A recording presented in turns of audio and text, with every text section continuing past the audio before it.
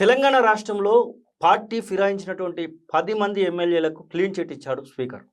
అయినప్పటికీ కూడా మేము మళ్ళీ కోర్టులోకి వెళ్తామంటున్నారు బీఆర్ఎస్ పార్టీ నాయకులు.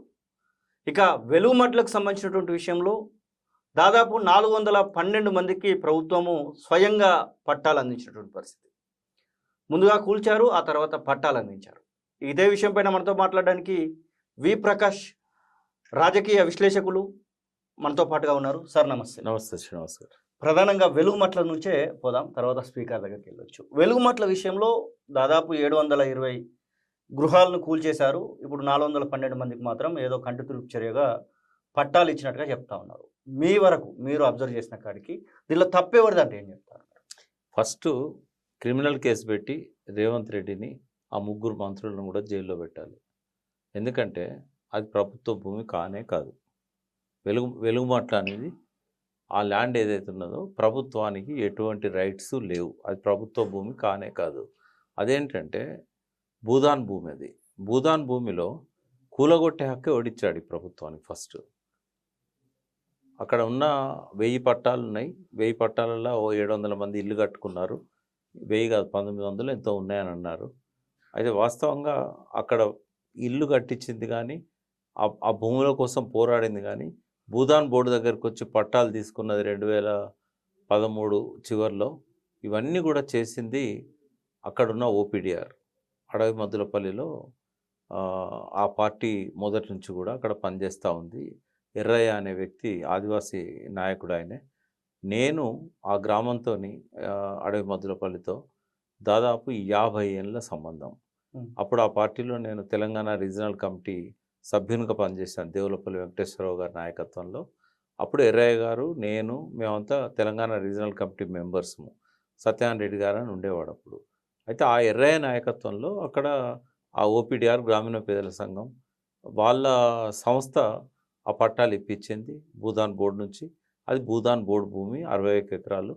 దాన్ని కూలగొట్టే హక్కు లేదు. ఒక ముఖ్యమంత్రిగా అటువంటి నిర్ణయం తీసుకున్నందుకు, మంత్రులుగా జిల్లా మంత్రులుగా దాన్ని ఆపలేకపోయినందుకు ఈ నలుగురిని కూడా క్రిమినల్ కేసు పెట్టి లోపల చేయాలి. ఈవెన్ ఇప్పుడు కూడా చేయవచ్చు. ఎందుకంటే వీళ్ళు ఏదో కంటి తుడుపుగా పట్టాలు ఇచ్చినంత మాత్రాన అసలు పట్టాలు ఇచ్చే రైట్ కూడా వీళ్ళకి లేదు. ఈ భూమే వాళ్ళది కానప్పుడు కూలగొట్టే రైట్ లేదు, పట్టాలు ఇచ్చే రైట్ కూడా. అంటే మీరేమో భూదాన్ భూమి అని చెప్పారు. ఆ తర్వాత ఫస్ట్ కూల్చే సమయంలో ఇది ప్రభుత్వ భూమి అని వాళ్ళు చెప్పారు. ఆ తర్వాత కొన్ని భూదానికి సంబంధించినటువంటి కొన్ని పేపర్లను వాళ్ళకి సంబంధించినటువంటి పట్టాలు 100 గజాలు తీసుకున్నట్టుగా అక్కడ బాధితులు చూపించడం జరిగింది. చివరికి భూదాన్ భూమి అని చెప్పేసి దాన్ని పంపించేస్తారు. ఏ భూమినైనా కూడా ఇష్టం వచ్చినట్టుగా రెవెన్యూ రికార్డులలో రాసుకోవడానికి వాళ్ళ చేతిలో పెన్ను ఉంటుంది. వాళ్ళకు అధికారం లేకపోయినా కూడా పదవి ఉంటుంది. ఓకే. ఇప్పుడు ఆ ఊర్లో అదొక పట్వార్లు ఉండే తారుమారు చేయడానికి. తర్వాత తహసీల్దార్లు వచ్చిండ్రు, కలెక్టర్లు వచ్చిండ్రు. వాళ్ళు ఇష్టం వచ్చినట్టు రాసుకోవచ్చు. కానీ వెనకటి రికార్డు ఉంటుంది కదా. ఇప్పుడు భూదాన్ భూమి అంటే అది ఏమన్నా గాల్లోనూ చూడపడ్డదా? అది ఎన్నడూ ప్రభుత్వం అనేది కాదు. భూదాన్ భూమి అనేది ఏనాడు ప్రభుత్వం అనేది కాదు. ఎందుకంటే అది 1938 సర్వే ప్రకారం చూస్తే భూస్వాముల భూములు అవి. వినోబా భావే 1951 తర్వాత ఈ ప్రాంతానికి వచ్చినప్పుడు మొట్టమొదటిసారి భూదాన్ పోచంపల్లి అంటాం మనం. ఎందుకంటే ఆ పేరు ఎందుకు వచ్చింది? రామచంద్రారెడ్డి గారు మొట్టమొదటిసారి ఆ ఊరు భూస్వామి. ఆయన వినోబా భావేకి ఆశ్రయం ఇచ్చి వాళ్ళిద్దరి మధ్య డిస్కషన్లో ఎందుకు తెలంగాణ ఆర్మ్ స్ట్రగుల్ జరిగింది, నిజాంకు వ్యతిరేకంగా ఎందుకు పోరాటాలు జరిగింది అన్నప్పుడు ఈ భూమి కోసం జరిగింది అని అంటే, మరి మీరు ఏం చేసుకుంటే ఇంత భూమి పెట్టుకొని పేదోళ్ళకి ఇవ్వచ్చు కదా అంటే, సార్ ఆయన ఆ గౌరవం మీద ఏమన్నాడంటే వినోబా భావే గారి మీద ఉన్న ప్రేమతోని, సార్ నేను ఇస్తాను ఒక 100 ఎకరాలు పొద్దున మీరు పట్టాలు మీ భూమి తీసుకోండి అని చెప్పి పొద్దున ఇచ్చిండు ఆయన. తర్వాత దాన్ని పెంచిండు, ఇంకా చాలా ఎకరాలకు పెంచాడు. అక్కడ ఉన్న భూస్వాములను కూడా పిలిపించి దాన్ని ఇంకా కొన్ని 100 ఎకరాలు యాడ్ చేశాడు. ఆయనకి ఇదేదో బాగుందనిపించి ఏం చేశాడు, సర్వోదయ నాయకుడు కదా ఆయన వేరే స్వార్థాలు ఉండవు గాంధీలాగానే. ఆయన మొత్తం దేశమంతా తిరిగి లక్షలాది ఎకరాలను తీసుకొని ఇది ప్రభుత్వాల చేతిలో పెడితే వీళ్ళంతా దొంగలు, వీళ్ళు ఇష్టం వచ్చినట్టు కబ్జాలు చేస్తారు వీళ్ళు అని చెప్పి ఏం చేసిండు, భూదాన్ బోర్డు అనేది ఒకటి ఏర్పాటు చేశాడు. దానికి భారత దేశ చట్టాలలో ఒక చట్టాన్ని చేయించి పార్లమెంట్ ద్వారా దాన్ని చెక్కు చెదరని అధికారాలు ఇచ్చాడు ఆయన. తర్వాత చాలా కాలం ఆయన భార్య దాన్ని మెయింటైన్ చేసింది. తర్వాత వాళ్ళకు బోర్డు ఉంది కాబట్టి, ట్రస్ట్ ఉంది కాబట్టి వాళ్ళు ఇక్కడ ఎవరినైనా నియమించవచ్చు. భూదాన్ బోర్డు చైర్మన్గా రాజేందర్ రెడ్డి గారిని నియమించారు. సార్ రాజేందర్ రెడ్డి గారు వీళ్ళకి పట్టాలు ఇచ్చారు. ఈ భూమికి ఉన్న ప్రభుత్వానికి ఏం సంబంధం? ఇష్టం వచ్చినట్టు రికార్డులు తారుమారు చేసినంత మాత్రాన భూమి వాళ్ళది అవుతుందా? నిన్న ఏ హోదాతోని రెవెన్యూ మినిస్టరు పట్టాలు ఇచ్చాడు? అది భూదాన్ భూమి, అది గవర్నమెంట్ భూమి కాదు. నువ్వు ఫస్ట్ క్షమాపణలు చెప్పాలి. నీ భూమి కానప్పుడు అలా ఇండ్లు గులగొట్టడం అనేది చాలా హేయమైన చర్య. ఫస్ట్ చేయాల్సింది క్షమాపణలు, పట్టాలు కాదు. తర్వాత నువ్వు కూల్చేసిన మొత్తం ఇళ్ళ కంపెన్సేషన్ ఇవ్వాలి. మూడవది ఆ పట్టాలు భూదాన్ బోర్డుతోనే ఇప్పించిన పట్టాలను రాటిఫై చేయాలి. నువ్వు ఇచ్చుడు కాదు. భూదాన్ బోర్డు ఇచ్చిన పత్రాలను అయితే దాన్ని 100 గజాలు భూదాన్ బోర్డు ఇస్తే వీళ్ళు 75 గజాల చొప్పున నిన్న పంచడం జరిగింది. అదే 25 గజాలు తక్కువనే కనబడుతుంది. అదొక సిగ్గులేని పని. అసలు వాళ్ళు ఇచ్చిన దానికి 4 గిరుకోవడానికి పనికిరాదు ఆ పట్ట. ఆ పట్ట ఎవరు ఇవ్వాలి? భూదాన్ బోర్డు ఇవ్వాలి. ఇప్పుడు ఇదివరకే ఇచ్చింది భూదాన్ బోర్డు, కొత్తగా ఇవ్వాల్సిన అవసరం లేదు. ఈ 75 గజాలు కూడా చెల్లవు, రిటర్న్ చేయాలి. వాళ్ళ ముఖాన కొట్టమని చెప్తున్నాను నేను ఆ ఇండ్ల లబ్ధిదారులకు. వాళ్ళ ముఖాన కొట్టండి, ఆ పట్టాలకు విలువ లేదు. మీరు హైకోర్టుకు పోయారు, హైకోర్టు ఏం చెప్తుంది? కూల్చడం తప్పు, ప్రభుత్వ భూమి కాదు, ఇది భూదాన్ బోర్డు భూమి, వాళ్ళకి ఇచ్చిన పట్టాలను రెగ్యులరైజ్ చేయమని ఇస్తుంది. వీళ్ళ పని ఏంటంటే భూదాన్ బోర్డు ఇచ్చిన దాన్ని రెవెన్యూ రికార్డులో రాసుకోవాలి. అంతకుమించి వీళ్ళకు ఏ రకమైన డిస్క్రిప్షన్ కానీ ఏ రకమైన అధికారం కానీ లేదు. ఇంకోటి, అదివరకు మరి వీళ్ళంతా పేడ్ ఆర్టిస్టులు అన్నాడు కదా, ఇదే రెవెన్యూ మినిస్టర్ మీ మీడియా సాక్ష్యంగా ప్రెస్ మీట్ పెట్టి పేడ్ ఆర్టిస్టులను తీసుకొచ్చి ఏడిపించాడు అన్నాడు. మరి ఇవాళ వాళ్ళ లబ్ధిదారులు ఎట్లయితారు? వాళ్ళ ప్రియమైన లబ్ధిదారులు అని నొక్కి నొక్కి వక్కానిస్తున్నాడు. అంటే సిగ్గు, శరము, లజ్జ నా మిత్రుడే, బట్ అనడానికి నాకేమీ ఏ రకమైన సంకోచం లేదు. ఇటువంటి వాళ్ళందరినీ మినిస్టర్లను చేసి ఆ కాంగ్రెస్ రాష్ట్రాన్ని భ్రష్టు పట్టిస్తున్నది. మళ్ళొకసారి వాళ్ళ చరిత్ర ఇదంతా బాగానే ఉంది. ఇప్పుడు ఇదే విషయాన్ని ఒకవైపు బీఆర్ఎస్ పార్టీ కేటీ రామారావు వారికి పోయిన వెంటనే ఇది జరిగిందని, మరొక వైపు జాగృతి కవిత పోయిన వెంటనే ఇది జరిగిందని, మరొక వైపు విశారదన్ మహారాజ్ పోయిన వెంటనే జరిగిందని, XYZ ఇక చాలా మంది చెప్పుకుంటా ఉన్నారు. ఇది మా క్రెడిట్ అంటే మా క్రెడిట్ అంటూ బీజేపీ పార్టీ కూడా రామచంద్రరావు పోయి వచ్చిన తర్వాతనే ఇది జరిగిందని చెప్తా ఉన్నారు. అసలు ఈ క్రెడిట్ల కోసం కొట్లాడేటువంటి వాళ్ళ గురించి చెప్పాలంటే శవాల మీద పేలాలు ఎరుకున్నట్టు వీళ్ళు. అంతకుమించి వాళ్ళ గురించి చెప్పడానికి వాళ్ళో వెధవలు వీళ్ళో వెధవలు. ఎందుకంటే క్రెడిట్ దక్కితే ఎండనక వాననక గుడిసెలు కూల్చింది, ఇల్లు కూల్చిన దగ్గర నుంచి ఈ రోజు వరకు ఆ జాగాను అంటి పెట్టుకొని ఉన్నారు కదా, అవును, వాళ్ళ క్రెడిట్ వస్తుంది. సెకండ్ ఏంటంటే ఆడు కూల్చడమే తప్పు, పట్టాలు ఇవ్వడమే తప్పు, ఇంకా వాళ్ళ క్రెడిట్ తీసుకోవడం ఏంది? వీళ్ళకి సిగ్గుశరం ఉంటే వాళ్ళ అసెంబ్లీలో పోయి దాన్ని పెట్టి మీరు ఎట్లా తప్పు చేసిండ్రు, మీ భూమి కానప్పుడు ఎట్లా కూల్చిండ్రు, మీ భూమి కానప్పుడు ఎట్లా పట్టాలు ఇచ్చిండ్రు, దాని మీద కదా కొట్లాడాల్సింది. సరే, కేటీఆర్ పోయినాకనే ఇది మొదలైంది కాబట్టి ఆయన నేను తప్పు పట్టా. ఎందుకంటే ఒక ప్రతిపక్ష పార్టీగా వాళ్ళ బాధ్యత ఉంటుంది. కానీ మిగతా వాళ్ళు ఏంటంటే 15 రోజులకు 20 రోజులకు ఇక మళ్ళీ నిన్న మొన్న నిరాహార దీక్ష చేసిన వాళ్ళు అయితే రేవంత్ రెడ్డి చెప్తే మీరు పోండి, మీ క్రెడిబిలిటీ వస్తుంది.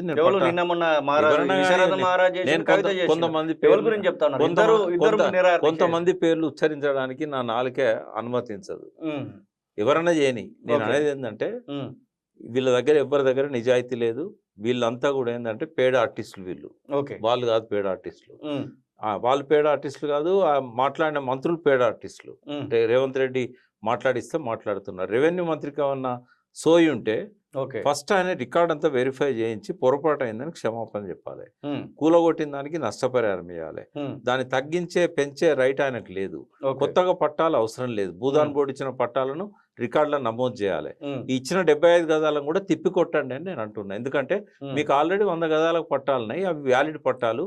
హైకోర్టు పోతే వాటి రెగ్యులరైజ్ చేస్తారు. నిన్న జరిగిన కుట్ర ఏంది అంటే ఈ పేరుతోని ఇంకా 30 ఎకరాలను వాళ్ళ ఎవరైతే చుట్టుపక్కల వాళ్ళు ఉన్నారో కబ్జాలు పెట్టుకొని వీళ్ళ బినామీలు, తుమ్మల బినామీలు, రెవెన్యూ మినిస్టర్ బినామీలు, అక్కడ ఒక సామాజిక వర్గం వాళ్ళు ఏ పార్టీలను ఉండనియండి వాళ్ళ బినామీలు, అవి రెగ్యులరైజ్ చేసుకోవడానికి కథ చేశారు. వీళ్ళ గవర్నమెంట్ నుంచి పట్టాలు ఇచ్చినట్టు ఇచ్చి ఆయన ఇంకా చెప్తున్నాడు, ఈ జిల్లా వాళ్ళు కాకపోయినా ఏ జిల్లా నుంచి వచ్చినా ఇల్లు లేదని ఒక కాగితం ఇస్తే వాళ్ళకు కూడా పట్టాలు ఇస్తాం.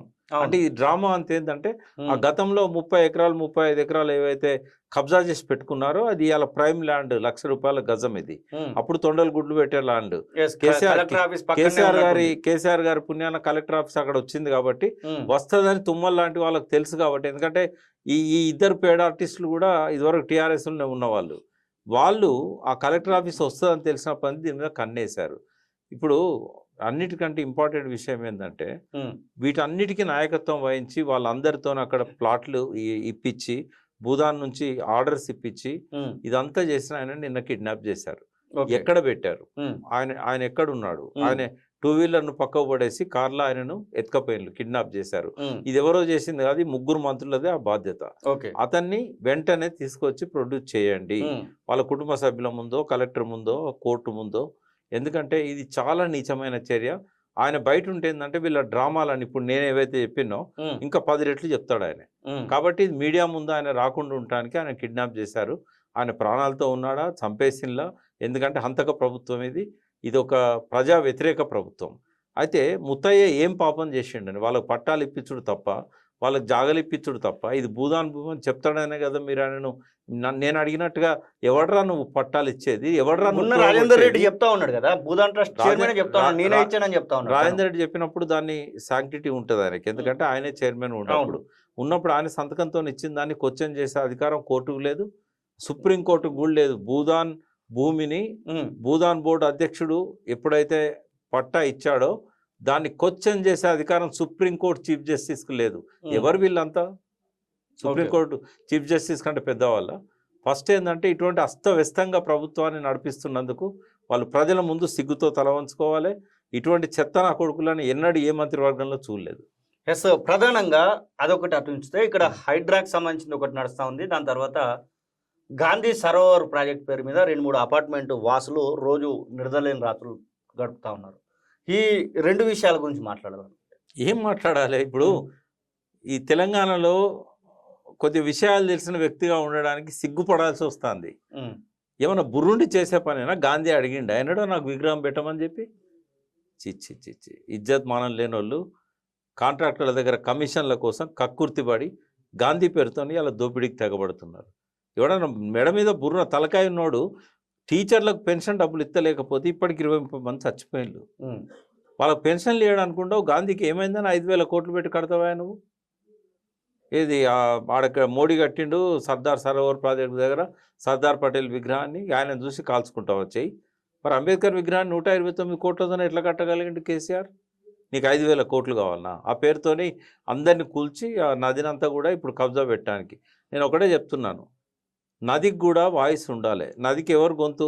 మాలాంటి వాళ్ళు, మీలాంటి వాళ్ళు. ఎందుకంటే నదికి సహజంగా గొంతు లేదు. నది కోసమే. నదిలో 84 లక్షల జీవరాశి బతకాలి. నది గాంధీ కోసం కాదు, నది రేవంత్ రెడ్డి కోసం కాదు, నది ఇంకొకరి కోసం కాదు. నదిలో ఉండాల్సింది ఫస్ట్ 2 గట్ల మధ్యలో ఆ నది ఏదైతే ఉన్నదో అది పవిత్రంగా ఉండాలి. దానికి ఎటువంటి అడ్డంకులు ఉండకూడదు. ఫస్ట్ బాపు ఘాట్ను కూల్చేయాలి. ఉమ్, గాంధీ విగ్రహాన్ని అక్కడి నుంచి లేపాలి. కొత్త గాంధీ విగ్రహం పెట్టడానికి కాదు, ఉన్న గాంధీ విగ్రహం బఫర్ జోన్లో ఉంది, ఉన్న బాపు ఘాటు FTLలో ఉంది. FTL అన్నారు దాన్ని, ఫ్లడ్ ప్లేన్స్ అంటారు. ఓకే. అసలు మూసీకి నీ 75-78 ఏళ్ళ స్వాతంత్రం వచ్చిన తర్వాత నీకు గెట్లే పెట్టలే కదా. నీ ఇప్పుడు భారతదేశంలో ఏ నదికి కూడా హద్దులు లేవు. అవును. నీకు నీ ఛానల్కు బౌండరీస్ ఉంటాయి, అవును. నార్త్ ఈస్ట్ వెస్ట్ సౌత్ అని. ఉమ్, ఈ జూబ్లీ హిల్స్కు బౌండరీస్ ఉంటాయి, ఫారెస్ట్ భూములకు ఉంటాయి, అవును. చెరువులకు ఉంటాయి. ఉమ్, ఏం పాపం చేసింది నది? నదికి ఎందుకు హద్దులు లేవు? భారతదేశంలో మొట్టమొదటిసారిగా కేటీఆర్ గారు ఒక ఆదేశాలు ఇచ్చి, నాకు 3 నెలల్లో నదికి హద్దులు కావాలంటే 3 నెలల్లో అయ్యే పని కాదు సార్, ఇది మొత్తం రెవెన్యూ, మున్సిపల్, ఇరిగేషన్ 3 కలిసి చేయాలి ఇది అని చెప్పి వాళ్ళు ఏం చేశారంటే ఒక కమిటీ వేసుకొని 3 సంవత్సరాలు కష్టపడి నదికి హద్దులు పెట్టారు. ఓకే. ఎవడా బఫర్ జోన్ డిసిషన్ తీసుకున్నది? నదికి హద్దులు లేవు, బఫర్ జోన్ ఎట్లా వస్తుంది? అవును. ఇప్పుడు నదికి హద్దులు లేనప్పుడు నువ్వు ఎట్లా బఫర్ జోన్ డిసైడ్ చేస్తావు? ఎన్ని గజాలను డిసైడ్ చేస్తావు? దానికి కూడా శాస్త్రీయత ఉంటుంది. ఒకప్పుడేమో అది 9 గజాలు అన్నారు, 9 మీటర్లు అన్నారు, తర్వాత 50 మీటర్లు అన్నారు. అంటే ఈ హద్దు పద్దు లేకుండా నీకు 2023 దాకా మూసీ నదికి నీకు హద్దులే తెలివాయి. బఫర్ జోన్ ఎక్కడి నుంచి స్టార్ట్ అవుతుంది, ఎన్ని గజాలు ఉంటుంది అంటే వెనకడిది కాలం చెల్లిన జియో ఒకటి పట్టుకొచ్చి 168 జియో, దాని తర్వాత జియో నంబర్ 7 టీఆర్ఎస్ గవర్నమెంట్ ఇచ్చింది, పాత జియోని అనుసరించి. అంటే సిటీలను అయితే 50 గజాలు 50 మీటర్లు, రూరల్లో అయితే 100 మీటర్లు. మరి నీ బాపుగాడు ఎక్కడుంటుంది? కాంక్రీట్ జంగల్ చేయకూడదు కదా. నీ గౌలిగూడ బస్ స్టాండ్ను ఇమ్లీ 1లో పెట్టినావు, నీ ఇమ్లీ 1 ఫస్ట్ కూల్చేయాలి, తర్వాత ఇమ్లీ 1 తర్వాత మెట్రో స్టేషన్ను ఫస్ట్ కూల్చేయాలి. నది మధ్యలో ఏ రకమైన స్ట్రక్చర్ ఉండకూడదు. నువ్వు అది నది మధ్యలో కట్టినావు. ఇక్కడ బఫర్ జోన్ కాదు, ఫ్లడ్ ప్లేన్ కాదు. బఫర్ జోన్ అనరు దాన్ని, FTL అనరు, ఫ్లడ్ ప్లేన్ అంటారు. అవును. దాని కనీసం ఆ పేరు తెలియదు.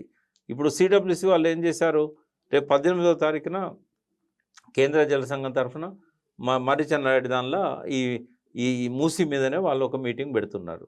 వాళ్ళు ఒక లెటర్ రాశారు ఇరిగేషన్ డిపార్ట్మెంట్కు, ఫ్లడ్ ప్లేన్ ఎక్కడి నుంచి ఎక్కడ దాకా ఉంది అంటే ఫ్లడ్ ప్లేన్ అంటే ఏందో మా దగ్గర లేదు, మా రికార్డులో లేదు. ఇంత తెలివి తక్కువ అడ్మినిస్ట్రేషన్. నేను అదే శాఖలో నీరు పారేదాన్ని ఫ్లడ్ ప్లేన్ అంటారు. అంటే వరద వచ్చినప్పుడు ఎంత ఎక్సెస్ బారుతుందో దాన్ని ఫ్లడ్ ప్లేన్ అంటారు. ఓకే, దీనికి ఎఫ్టిఎల్ ఉండదు. నదికి రౌండ్ గా ఉన్న చెరువుకు ఎఫ్టిఎల్ ఉంటది. ఒక బండ్ ఉండి ఓ పక్కన వెనుక ఎంత విస్తీర్ణత ఉన్నది, మన దాని మాక్సిమం డిశ్చార్జ్ లెవెల్ ఏదైతే ఉంటుందో, అంటే మనం మత్తడి మీకెళ్ళి నీళ్లు పోతా ఉంటాయి కదా, ఆ లెవెల్ దాకా ఉన్నప్పుడు మత్తడి మీకెళ్ళి నీళ్లు దునికినప్పుడు ఎంత ఏరియాలో నీళ్లు ఉంటాయో దాన్ని ఎఫ్టిఎల్ అంటారు, ఫుల్ ట్యాంక్ లెవెల్. నీకు నదికి అట్లా హద్దులు ఎట్లా పెడతావు నువ్వు? నది అనేది పారుతూ ఉంటుంది, ఒక దగ్గర ఆగేది కాదు. మీరు అందులో గుళ్ళు కట్టిండ్లు, అందులో మసీదులు కట్టిండ్లు, అందులో కబ్రస్థాన్ నది, అందులో సమాధులు ఉన్నాయి, అందులో ఇష్టం వచ్చినట్టుగా డంపింగ్ చేసేసి దాని మీదకి వెళ్ళి అరటి చెట్లు పెట్టుకున్నారు, గడ్డి పెంచుతున్నారు, బర్రెలం కట్టేస్తున్నారు. ఎవడిచ్చిండు అధికారం? ఇవన్నీ ఎట్లా అలో చేశారు? ఇక ఇల్లు కట్టుకున్నారు అంటే వాళ్ళు నిజాం కాలం నుంచి ఒడ్డు మీద అటు ఇటు కట్టుకున్నారు. ఇవాళ వాళ్ళు ఏం పాపం చేసిందని? నీకు వెనకట్లాగా వరదలు వస్తలేవు కదా. 4 లక్షల క్యూసెక్ల వరద వచ్చింది 1908లో. తర్వాత ఎన్నడూ కూడా మళ్ళీ వరదలు రాలేవు. ఒక 62లో 65లో అప్పుడు ఏంటంటే బాగా వర్షాలు పడి పైనుంచి వరదలు వచ్చినాయి. మొన్న వచ్చిన వరదలన్నీ కూడా ఈ 2-3 సంవత్సరాల్లో వచ్చినాయి. అది కాదు, ఇంజనీర్ల లోపము, ఇంజనీర్ల లోపము. నేను అక్కడ చైర్మన్ గానే ఉన్నా. వాళ్ళ గేట్లు నీళ్లు మొత్తం నిండేదాకా గేట్లు తెరవలే. ఒక్కసారి పైనుంచి వరద వస్తా అంటే గేట్లు అనేది తెరిచిండ్రు. తప్పది, రెగ్యులేట్ చేయాలి. పైన వర్షం ఎంత పడ్డది, అనంతగిరి నుంచి ఇక్కడ వరకు వచ్చే వరకు ఎంత టైం పడుతుంది. హిమాయత్ సాగర్ అనేది ఈశా నది మీద ఉన్నది. ఈశా నది మొదటి నుంచి ఎంత వర్షం వస్తున్నది. తర్వాత ఇట్లాంటి ఒక అర్థం పర్థం లేని అస్తవ్యస్త విధానాల వల్ల ఆ వరద వచ్చింది. కొంత గుడిసెలకు నీళ్ళు వచ్చినాయి. అయినంత మాత్రాన ఇవాళ టీఆర్ఎస్ ప్రభుత్వం మూసీ మీద అద్భుతంగా ప్లాన్ చేసింది. 16,000 కోట్లతోని 58 నాలాలను ఐడెంటిఫై చేసి 3,600 కోట్లతోని ఎస్టీపీలు 31 అనుమతించారు. చాలా వరకు కంప్లీట్ అయినాయి, ఇప్పుడు కొన్ని అవుతున్నాయి. అవి మురికి నీరును శుద్ధి చేయడానికి. ఇలా మూసీ సుందరీకరణ కాదు, మూసీ శుద్ధీకరణ కావాలి. సుందరీకరణ పేరుతోని ఈ దేశంలో కానీ ప్రపంచంలో కానీ థేమ్స్ నది నుంచి మొదలుపెట్టి, సియోల్ నుంచి మొదలుపెట్టి సబర్మతి నది వరకు, యమున, ఢిల్లీలో, అదేవిధంగా ఈ హరిద్వార్ దగ్గర కానీ ఇతర ప్రాంతాల్లో గంగా నది మీద ఎన్నైతే సుందరీకరణ ప్రాజెక్టులు ఉన్నాయో అన్నీ ఘోరంగా ఫెయిల్ అయినాయి. సబర్మతి నది నేను చాలాసార్లు పోయినాను. అక్కడ నదిని ఆక్రమించి లోపల రిక్రియేషన్ సెంటర్లు ఇట్లాంటివన్నీ కట్టారు. ఇవాళ ఏమైంది? ఒక్కరు కూడా వచ్చి అక్కడ కూర్చుంటలేరు. ఎందుకంటే ఎస్టీపీలు అన్నీ ఫెయిల్ అయిపోయినాయి. కంపు వాటర్ వస్తున్నది, దాని కిలోమీటర్ దూరం నుంచి ముక్కులు వలిగిపోయేంత వాసన వస్తూ ఉంటుంది. ఆడ సైకిల్ పార్కింగ్ ఓడు, 2 వీలర్ పార్కింగ్ ఓడు, 4 వీలర్ పార్కింగ్ ఓడు. మేము డబ్బులు కట్టలేము, మా దగ్గరికి ఎవరు వస్తలేరు, వెహికల్ పెడతలేరు అని చెప్పి చేతులు ఎత్తేసి దొబ్బేసిండ్రు వాళ్ళు. తర్వాత రిక్రియేషన్ కోసం చేసిన పార్కులన్నీ ఎవరు రాకుండా బోసిపోయి ఉన్నాయి. తర్వాత అక్కడ రోడ్ పక్కన ఉన్న రెస్టారెంట్లు నడుస్తున్నాయి తప్ప ఓ అటల్ బ్రిడ్జ్ అని కట్టిండ్లు, పైనుంచి ఇటు అటు నడుస్తారు. ఎవడన్నా నదిలో దిగినోడు లేడు, దిగితే మళ్ళీ వాడు శుభ్రంగా ఉండే పరిస్థితి లేదు. సో మూసీ కంటే అధ్వానంగా సబర్మతి తయారైంది. ఎస్టీపీలు అన్నీ ఘోరంగా ఫెయిల్ అయినాయి, దాన్ని మెయింటైన్ చేయలేక వదిలేశారు. ఇక్కడ కూడా రేపు అట్లే అయింది కమింగ్ గవర్నమెంట్ ఉంటే. ఇప్పుడు అమృత్ స్కీమ్ కింద ఇంకో 39 ఎస్టీపీలు శాంక్షన్ అయినాయి. ఇవి చేసుకొని శుద్ధి చేస్తే బాగుంటుంది తప్ప నీ సుందరీకరణ కాంట్రాక్టర్ల కమిషన్ కోసం నీ దగ్గర వాళ్ళకు బార్లు, రెస్టారెంట్లు ఇట్లాంటివి పెట్టుకోవడానికి బహుళ అంతస్తుల భవనాలు, ఆ పేరుతో అపార్ట్మెంట్లు, ఈ దోపిడీ వ్యవహారం తప్ప 150,000 కోట్లది. ఇంకోటి 1,50,000 రూపాయలు కూడా లేని రేవంత్ రెడ్డి ప్రభుత్వం 150,000 కోట్లు తెస్తుందట. ఏడీపీ వాడు 4,000. ఇంకా మేము డిపిఆర్ఏ చేసాము, ఇదంతా ఫేక్ ప్రచారం అని చెప్తా ఉన్నారు. మరి ఎందుకు బయటికి తీసుకురావాలి? గాంధీ సరోవర్ కూడా మేము 200 కోట్లలో పూర్తి చేస్తాము, 5,000 కోట్లు అనేది కాదని ముఖ్యమంత్రి. నేను ఏమంటున్నా, 150,000 కోట్లతోనే ఆయనే అన్నాడు కదా, నోరా మోరా రేవంత్ రెడ్డిది. ఎన్నిసార్లు అన్నాడు 150,000 కోట్లని? డిపిఆర్ లేకుండా ఎవడిచ్చిండు నీకు అధికారం చెప్పడానికి? ప్రజల సొమ్మ ఇంకేమన్నా అనుకుంటున్నావా? నీకు 4,100 కోట్లకే బిచ్చం ఎత్తున్నావు ఏడీపీ దగ్గర. వాడు ఇప్పటివరకు నీకు అప్రూవల్ ఇచ్చిండు తప్ప లోన్ ఇవ్వలేదు. వాడు ఇవ్వద్దని చెప్పి మూసి ఆందోళనకారులంతా పోయి అడ్డుపడ్డారు. నీకు ఆ లోన్ తెచ్చుకునే దిక్కు లేదు. నువ్వు 200 కోట్లైనా 5,000 కోట్లని ఎవడు అడిగిండు ఆయన నిన్ను? నీ రాహుల్ గాంధీ వెనుక ఉన్న గాంధీ అనేది వేరు, సోనియా గాంధీలో ఉన్న గాంధీ వేరు. వాళ్ళంతా గాంధీ కాదు, గాంధీ వారసులు కాదు. అది గండి, పర్షియన్ భాషలో గండి అనేది వాని ఇంటి పేరు, ఫిరోజ్ గాంధీ ఇంటి పేరు. ఫిరోజ్ గాంధీ చాలా గొప్ప దేశభక్తుడు. నెహ్రూనే నిలదీసిండు. ఆయన బిడ్డను చేసుకున్నా కూడా ఆయన ఏమి ఎక్స్క్యూజ్ చేయలే నెహ్రూను. కేరళలో ఎన్నికల ద్వారా ప్రజలు ఎన్నుకున్న ప్రభుత్వాన్ని ఎట్లా కూల్చేస్తామని నిలదీశాడు ఫిరోజ్ గాంధీ. సరే, అర్ధాంతరంగా ఆయన పోవడానికి కారణం ఏంటో తెలియదు. ఆ గండి వేరు, ఈ గాంధీ వేరు. వీళ్ళు గాంధీగా మార్చుకున్నారు. GHANDY spelling. పర్షియన్ ఆయనే, పర్షియన్ ఇంటి పేరు ఇరాన్. పర్షియన్ అంటే ఇరాన్. ఫిరోజ్ గాంధీ వారసత్వం ఇరాన్ నుంచి వచ్చింది. గండి వేరు, గాంధీ వేరు. ఏదో ఈయనకు తెలియక రేవంత్ రెడ్డి వాళ్ళని ప్లీజ్ చేయడానికి వీళ్ళంతా గాంధీ అని పెట్టుకున్నారు కాబట్టి గాంధీ బొమ్మ పెట్టి సర్దార్ పటేల్ పెట్టినట్టుగా, మోడీ పెట్టినట్టుగా నేను పెడతా అని చెప్పి తమాషాలు చేస్తున్నాడు. ఫస్ట్ అది విడ్రా చేసుకోవాలి. నా డిమాండ్ ఏంటంటే బాపు ఘాట్ని అక్కడి నుంచి లేపండి. ఎందుకంటే అది నది మధ్యలో ఉంది, FTL దానిలో ఉంది, బఫర్ జోన్ దానిలో ఉంది. నువ్వు అన్న 100 మీటర్ల లోపల బాపు ఘాట్ కూడా ఉండకూడదు, కొత్త గాంధీ విగ్రహం కూడా రాకూడదు. నువ్వు ఏ అపార్ట్మెంట్ కూలగొట్టడానికి వీల్లేదు, ఎందుకంటే సుప్రీంకోర్టు తీర్పులు ఉన్నాయి. ఆల్రెడీ అయ్యప్ప సొసైటీలో కేసీఆర్ గారు కట్టిన బిల్డింగులను కూల్స్తానంటే డోజర్లు గీజర్లు పోయిన తర్వాత సుప్రీంకోర్టు చెప్పింది వాళ్ళకు అనుమతి ఇచ్చారు, వాళ్ళకు రోడ్లు వేశారు, వాళ్ళకు నీళ్ళు ఇచ్చారు, వాళ్ళకి కరెంట్ ఇచ్చారు. ఇప్పుడు వచ్చి మీరు అది ట్రస్ట్ భూమి అంటే అప్పటి నుంచి నిద్రపోయినలా. ప్రభుత్వం మీద ప్రభుత్వం. నీకంటే ముందు నా కాంగ్రెసే చేయొచ్చు, టీడీపీ చేయొచ్చు.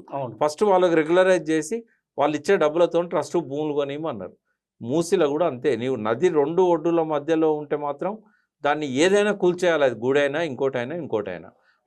కాబట్టి ఫస్ట్ గౌలు కూడా ఇమ్లిబన్ బస్ స్టాండ్ కూల్చేయాలి, బాపు ఘాట్ని అక్కడి లేపాలి, గాంధీ విగ్రహాన్ని సగౌరవంగా బయట తీసుకొచ్చి పెట్టాలి, కొత్త విగ్రహం పెట్టకూడదు, మెట్రో స్టేషన్ కూల్చేయాలి, అక్కడ ఎటువంటి కాంక్రీట్ జంగల్ చేయకూడదు, నీ ఇష్టం వచ్చినట్టు ఫ్లైఓవర్లు ఇవన్నీ కాదు, మూసి శుద్ధీకరణ చేయి, మంచి వాసన రాని నీళ్ళని అందులో ప్రవహింపజేయి. మేము తాగడానికి కాదు, కనీసం ఆ నదిలో దిగి కాళ్ళు కట్టుకునేటట్టు ఉండాలి తప్ప ఆ నదిని శుభ్రం చేయాలంటే అది పద్ధతి. ఎవ్వరు కూడా హైదరాబాద్ సిటీలో సుందరీకరణ కోరుకోవడం లేదు. అది నీ అస్మదీయులకు, నీ కమిషన్ల కక్కుర్తి కోసం కడుతున్నావు. ఎస్, ప్రధానంగా ఇప్పుడు పార్టీ ఫిరాయింపుల అంశం మనకు కనబడతా ఉంది. 10 మందికి 10 మంది పార్టీ ఫిరాయించినట్టుగా ఎలాంటి ఆధారాలు లేవంటూ గడ్డం ప్రసాద్ కుమార్ స్పీకర్ వాళ్ళందరికీ కూడా క్లీన్ చిట్ ఇచ్చినటువంటి సందర్భం. ఇక ఇదే విషయంలో అటు ఎవరైతే పార్టీ ఫిరాయించారని మీ ఆరోపిస్తున్నటువంటి వాళ్ళు ఎవరైతే ఉన్నారో, ఆరోపణలు ఎదుర్కొంటున్నటువంటి వారు ఎవరైతే ఉన్నారో వాళ్ళు ఆనందాన్ని వ్యక్తం చేస్తూ ఉన్నారు. మేము బీఆర్ఎస్లోనే ఉన్నామంటూ వాళ్ళు కూడా చెప్తా ఉన్నారు. దీన్ని ఎట్లా చూడొచ్చు? ఇప్పుడు బ్లడ్ బాయిల్ అవుతుంది, శివలింగం మీద ఓ తేలు కూసున్నది. ఓకే, ఇప్పుడు ఈ మాట అన్నా అనుకో, మా దళితుడిని గట్లంటావా? ఆయన దళితుడు అయిపోయాడు. ఏమన్నంటే కడియం శ్రీ గారి గురించి ఇప్పుడు మీరు చెప్పేది ప్రసాదరావు గురించి, స్పీకర్ గురించి. పోనీ ఇంగ్లీష్ రాదా మరి? రాజ్యాంగం చదువుకోలేదా? పోనీ ఎలక్షన్ కమిషన్ వెబ్సైట్ ఓపెన్ అయితే లేదా? పోనీ దానం నాగేందర్ ఇంటింటికి కాంగ్రెస్ కండువా వేసుకొని ఎంపీ ఓట్లు అడిగినప్పుడు ఈయన కూడా అదే పార్టీలు ఉన్నాడు కదా. మరి ఈ పార్టీలో స్పీకర్ అయిన ఆయనకు సికింద్రాబాద్ ఎంపీ అభ్యర్థి ఎవరో తెలియదా? పోనీ ఎలక్షన్ కమిషన్ వీళ్ళు వాళ్ళ ఆధారాలతో పాటు సబ్మిట్ చేశారు కదా, ఇంగ్లీష్ చదవడం రాదా? పోనీ కళ్ళు కనబడతలేవా, చెవులు వినబడతలేవా? ఏమన్నంటే రాజ్యాంగ స్థానం మీద ఉన్నాడు, ఏమన్నా అందామంటే దళితుడు అయిపోయాడు, పెద్ద పొంకనాలు కొట్టిండు. నేను ఈ పార్టీ ఫిరాయింపులను ప్రోత్సహించా, ఎటువంటి వాళ్ళైనా శిక్షిస్తా. మరి ఏం గులాంగిరి అడ్డం వచ్చింది? స్వతంత్రంగా నిర్ణయాలు తీసుకునే తెలివి లేనోడు స్పీకర్ ఎట్లా కూర్చుంటాడు? అసలు ఈ స్పీకర్ల వ్యవస్థ అవసరమా? అంటే గతంలో కూడా ఇట్లనే జరిగాయి. మొత్తం ఎల్పీలు లెజిస్లేటివ్ పార్టీని తీసుకున్నటువంటి సందర్భాన్ని మనం చూసాం కదా. ఎవరిని కూడా అట్లాంటి పరిస్థితి. అప్పుడు ఉన్నాడు. ఎవరిని సమర్థించేది లేదు. రాజ్యాంగబద్ధంగా ఉండే వ్యక్తి ఆ స్థానంలో ఉండాలి. ఒకవేళ నువ్వు తప్పుడు పని చేయమని ముఖ్యమంత్రి చెప్తే చేయనని చెప్పాలంటే రిజైన్ చేయాలి. ఓకే, ఇప్పుడు నీ చరిత్రహీనుడిగా మారిపోతే ఉపయోగం ఏమున్నది? ఇన్ని సంవత్సరాలు మంచి పేరు ఉంది, చాలా మంచి పేరు ఉంది ఆయనకు. ఓకే, మేమంతా చేతులెత్తి మొక్కినాం. ఇటువంటి వ్యక్తి స్పీకర్ అవడం అదృష్టం అనుకున్నాం.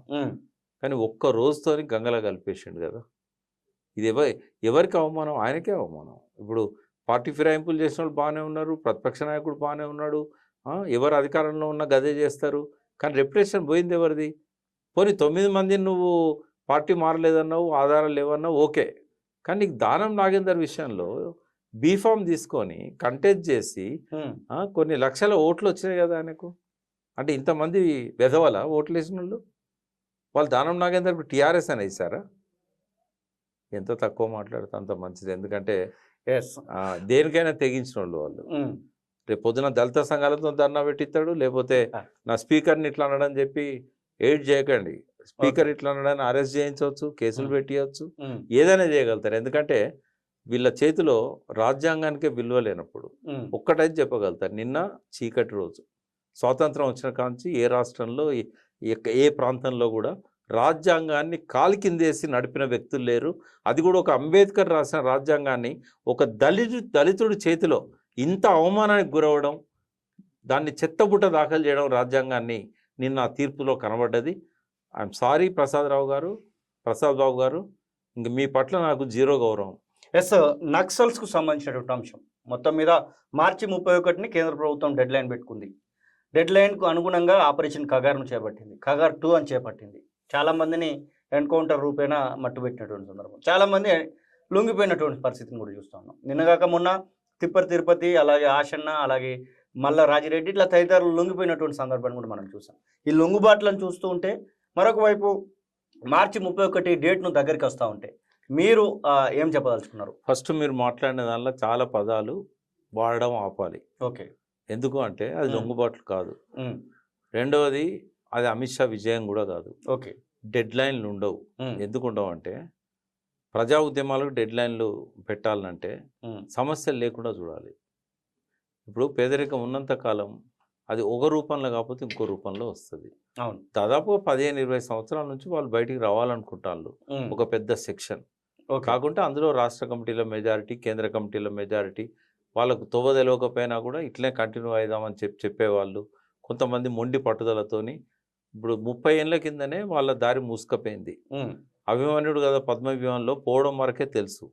సగం దూరం అయిన తర్వాత ముందు పోవడం తెలియదు, వెనక్కి రావడం తెలియదు. లాస్ట్కి ఏమంటే చచ్చిపోయాడు.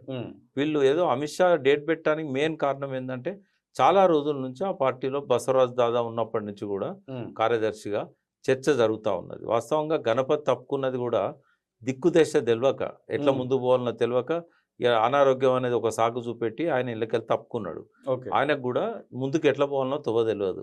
ఈ తొవ్వ అనేది కొండపల్లి సీతారామయ్య చనిపోయిన తర్వాత కొద్ది రోజులలోనే వాళ్ళకి అర్థమైపోయింది సాయుధ పోరాటం అనేది విప్లవ పరిస్థితి లేదు. ఒక మూలలో ఎక్కడో ఒక దగ్గర దండకారణ్యంలో లేకుంటే ఒక తెలంగాణలో సాయుధ పోరాటం అనేది నిలబడదు. దేశవ్యాప్తంగా పోరాటాలు జరగాలి ఒక ప్రయత్నం చేశారు. చైనా మార్గంలో విప్లవం విజయవంతం చేయడానికి ఒక ప్రయత్నం చేసి చాలామంది చనిపోయారు. వాళ్ళ త్యాగాల పట్ల మనం గౌరవించాలి. అదేవిధంగా వాళ్ళు చేసిన ఫలితాలు కూడా చాలా అద్భుతమైన ఫలితాలు వచ్చాయి. ప్రజల్లో చైతన్యం పెరిగింది, ప్రశ్నించే గొంతులు వచ్చాయి, ప్రజా సంఘాలు వచ్చాయి. మామూలు అక్షరం ముక్కరాని ఆదివాసీలు కూడా ఇవాళ ప్రభుత్వాన్ని నిలదీసే స్థాయికి ఎదిగారు. గొప్ప చైతన్యం, గొప్ప సంస్కారాన్ని నేర్పించారు. జనతన్ సర్కార్ వాటి వల్ల వాళ్ళకు మంచిగా వ్యవసాయం చేయించుకోవడం, మంచిగా చదువుకోవడం, మంచి వైద్యం చేసుకోవడం, అంటే చెట్ల మందులతో ఈ అలోపతి సైడ్ ఎఫెక్ట్స్ వచ్చేటివి కాకుండా అనేక రకాల జ్ఞానాన్ని వాళ్ళు పూర్వతరాల నుంచి పొందుపరిచి ఇవాళ ప్రజలకు ఇచ్చారు. వాళ్ళు సాధించిన విజయాల గురించి చెప్పాలంటే 1-2 గంటలు సరిపోవు. అదేవిధంగా వాళ్ళ త్యాగాల గురించి కూడా అదే స్థాయిలో మాట్లాడుకోవాలి. బట్ అల్టిమేట్గా ఏంటంటే వాళ్ళ స్ట్రాటజీ ఏదైతే ఉన్నదో తుపాకీ కొట్టడం ద్వారా, సాయుధ పోరాటం ద్వారా ఈ రాజ్యాన్ని హస్తగతం చేసుకోవాలనేది అదొక తప్పుడు పందా. ఆ తప్పుడు పందాకు ఆజ్యం పోసింది, మొదలుపెట్టింది సీతారామయ్య గారు, దాన్ని అనుసరించింది సత్యమూర్తి, గణపతి లాంటి వాళ్ళు రాంగ్ స్టెప్ అనేది ఇయ్యాలేసింది కాదు. 1969లో మొట్టమొదటి రాంగ్ స్టెప్ పడ్డది. అది విజయవంతం కాదనే సంగతి మా అందరికీ ఆ రోజుల్లోనే తెలుసు. కాబట్టి 77లో నేను సీతారామయ్య గారితో, సత్యమూర్తితో నేనే ప్రత్యక్షంగా లాస్ట్కు మీకు ఎంతమంది చచ్చిండ్రు, ఎంతమందిని చంపిననే లెక్క మిగులుతుంది. అంటే ఇంకా మేము చేసింది ఏముండదా అంటే ప్రజలు కొన్ని మంచి పనులు చేస్తారు మీ త్యాగాల వల్ల, కానీ వాటి కోసం త్యాగాలు అక్కర్లేదు. ప్రజా సమస్యల మీద పోరాడడం వల్ల కూడా ఆ సంస్కరణలు అమలవుతాయి. వాటి తుపాకీ అవసరం లేదని నేను 77లో చెప్పిన ఆయనకు. కానీ వాళ్ళు ఏంటంటే మూర్ఖంగా ఓ పందా పట్టుకొని పోయిన్లు. సరే, వాళ్ళు స్వార్థం లేదాడా, త్యాగం ఉంది. తర్వాత ప్రజల కోసం మరణించాలనేది మావో చెప్తాడు, హిమాలయ పర్వతం కంటే గొప్ప ఎత్తుదని. అంటే వాళ్ళ త్యాగాలకు మనం విలువ ఇద్దాం. త్యాగాల పట్ల మనకు కన్సర్న్ ఉంది.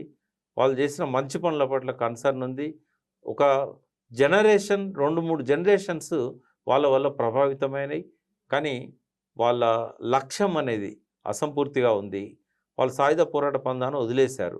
వదిలేస్తున్నామని చెప్పి చాలా చర్చ జరిగినప్పుడు అమిత్ షాకు రికార్డ్స్ తెలుస్తాయి కాబట్టి ఇంటెలిజెన్స్ వాళ్ళ ద్వారా వీళ్ళ లోపల ఆ ధైర్యం లేదు వెనకట్లాగా, వీళ్ళే వెనక ముందు ఆడుతున్నారు కాబట్టి వీళ్ళు గట్టి కొట్లాడలేరు, ఇది మంచి టైం అనుకున్నాడు, చుట్టుముట్టిండు, కొట్టేద్దామని ప్రయత్నం చేసిండు, దానికి ఒక డెడ్ లైన్ పెట్టిండు. బట్ ఒక రూపంలో కాకపోతే ఇంకో రూపంలో మళ్ళీ వస్తుంది. ఎస్, ఇప్పుడు ఎవరైతే బయటకు వచ్చినటువంటి వాళ్ళు ఉన్నారో వారందరూ కూడా ఒక పార్టీ పెట్టబోతా ఉన్నారు, వాళ్ళు పాలిటిక్స్ లో రాబోతా ఉన్నారంటూ వార్తలు చూస్తా ఉన్నాం. పెట్టరు, స్వయంగా తిప్పరి ప్రకటించారు, మేము ఖచ్చితంగా రాజకీయంలోకి వెళ్తాము అనేటువంటి మాటను. ధైర్యం లేనోడు నేను నా లైన్ మార్చుకుంటున్నా, ఇది ఫెయిల్ అయింది, లేకుంటే ముందు పోలేని పరిస్థితి ఉన్నది, మేము ఇప్పుడు సాయుధ పోరాటం విరమించుకుంటున్నాము, మా స్ట్రాటజీ మారింది, మేము ప్రజల సమస్యల మీద కొట్లాడతామని చెప్పాలి. కానీ అనారోగ్య కారణాల వల్ల నేను వచ్చినాను, పిరికివాడు మాట్లాడే మాటలు అవసరం? అది నువ్వు అంత పెద్ద స్థాయిలో ఉన్న నాయకునివి, నువ్వు చెప్పొచ్చు కదా, నా సాయుధ పోరాటానికి పరిస్థితులు అనుకూలంగా లేవు, చుట్టుముట్టి చంపేస్తా ఉన్నారు, మేము ప్రాణభయంతోనో అనారోగ్యంతోనో లొంగిపోవడం లేదు, ఇది లొంగుబాటు కూడా కాదు, మేము మా పోరాట రూపాన్ని మార్చుకుంటున్నాం, ఇప్పటిదాకా మేము సాయుధ పోరాటం ద్వారా రాజ్యాధికారాన్ని సాధిస్తామనుకున్నాం, ఇప్పుడు మా ఎజెండాలో ప్రజల సమస్యలే ఉన్నాయి, ఇంకా మేము అక్కడ ఉండాల్సిన అవసరం లేదనుకున్నాము, అందుకని ప్రభుత్వం అవకాశం ఇచ్చింది, మేము బయటకు వచ్చాము, మా వ్యక్తిగత జీవితాలు వెళ్ళలేవని చెప్పిండు కదా, మరి ఇవెందుకు చెప్పలేదు? ఇవి చెప్పడానికి ఏమైంది? నేను ఆయనకంటే సీనియర్ నా పార్టీలో, అందుకే అంటున్నాను, నేను ఆయనకంటే వయసులో పెద్దవాడిని. ప్రధానంగా వీళ్ళందరూ కూడా ముఖ్యమంత్రిని కలిశారు, ముఖ్యమంత్రిని కలవడమే కాదు, వాళ్ళు కలిసినాక 10 రోజుల లోపట్నే 130 మంది లొంగుబాటు కూడా జరిగింది. నేను అనేది ఏంటంటే అవి లొంగుబాట్లు అనకూడదు అంటున్నాం, మళ్ళా మీ భాష మారాలి. ఓకే, అవి లొంగుబాట్లు కాదు, వాళ్ళు అనుకున్న లక్ష్యం నెరవేరినప్పుడు ఆ బాట వదిలిపెట్టారు. ఓకే, ఆయుధాలతో పని లేదు, సాయుధ పోరాటం వద్దనుకున్నప్పుడు ఆయుధాలతో పని ఏముంటది? ఓకే, అడవిలో నుంచి జలంలోకి అని అందాంలేండి, అడవిలో నుంచి కాదు, ఆయుధాల నుంచి రాజ్యాంగం. ఇంతకుముందు వాళ్ళు రాజ్యాంగాన్ని వ్యతిరేకించారు, రాజ్యాంగ చట్టం లోపల మేము ఉండము అని చెప్పారు, ఆ తుపాకీ ద్వారా రాజ్యాధికారాన్ని సాధిస్తామన్నారు, అవి వదులుకున్నారు, అవి వదులుకొని ఇప్పుడు బయటకు వచ్చారు. ఇప్పటి వరకు వాళ్ళు పార్టీ పెడతామని ఎక్కడ చెప్పలే, వాళ్ళ మీద నానా రకాల దుష్ప్రచారాలు జరుగుతున్నాయి, రివార్డులు పెంచాలని, భూములు అడిగినలని, వాళ్ళు ఏం ఆశించిపోయినట్లు, వాళ్ళు ప్రజల కోసం ప్రాణం ఇచ్చిండ్రు, వాళ్ళ త్యాగాలకు విలువనియాలి. కానీ బయట ఉన్న కొంతమంది చెత్తనా కొడుకులు ఇష్టం వచ్చినట్టు మాట్లాడుతున్నారు. నాకు ఇటువంటి పదాలు మాట్లాడడం ఇష్టం ఉండదు, కానీ బ్లడ్ బాయిల్ అవుతున్నది. అటువంటి వాళ్ళు ఏంటంటే ఇంతకాలం చేసిన వాళ్ళ త్యాగాలకు పైసా విలువ ఇవ్వకుండా లొంగుబాట్లు అంటున్నారు, పిరికి వాళ్ళు అంటున్నారు. వీళ్ళు ఏం చేస్తున్నారు? పిల్లల్ని అమెరికాలో చదివించుకుంటూ వీళ్ళు ఏసీ రూమ్లలో వండుకుంటూ వాళ్ళు రొమాంటిక్ రెవల్యూషనిజం చేస్తున్నారు. వాళ్ళ నోర్లు అన్ని మూసుకొని కూర్చోవాలి. ఇంకా మిమ్మల్ని క్షమించే పరిస్థితి లేదు మాలాంటి వాళ్ళం. మీరు చాతనైతే మీరు పోయి ఆయుధాలు పట్టుకోండి, వాళ్ళు వదిలిపెడతాం అనుకున్న ఆయుధాలను పట్టుకొని మీరు కొట్లాడండి, సావండి అలా. అంతేగాని మీరు పిచ్చి పిచ్చి మాటలు మాట్లాడుతూ బయటకు వచ్చిన వాళ్ళ త్యాగాలను ఇక బఫూన్లలాగా జోకర్లలాగా చిత్రీకరించవద్దు. మీకు చేతిలో దండం పెడుతున్నాం, చాతనైతే పోయి ఆయుధం పట్టి కొట్లాడండి, లేకుంటే అన్ని మూసుకొని కూర్చోండి. Okay, thank you we Prakash గారు. ఇది వి ప్రకాష్ చెప్తున్న మాటలు. మొత్తం మీద వెలుగుమట్లకు సంబంధించినటువంటి విషయంలో ఏం జరిగింది, భూదాన్ బోర్డుకున్నటువంటి ఆ యొక్క పరిస్థితులు ఎలా ఉంటాయి, సుప్రీంకోర్టు జస్టిస్ సైతం భూదాన్ బోర్డు ఇచ్చినటువంటి భూమిని అడిగేటువంటి రైట్ లేదనేటువంటి మాటను చెప్తూనే ఇక నక్సల్స్కు సంబంధించినటువంటి విషయంలో కూడా ఏం జరిగింది అనేటువంటి విషయాన్ని పూర్తి తేట తెల్లం చేసినటువంటి సందర్భాన్ని అయితే చూస్తా ఉన్నాం. అసలైన తొలి వెలుగు. ఫాలో వాట్సాప్ @తొలి వెలుగు official.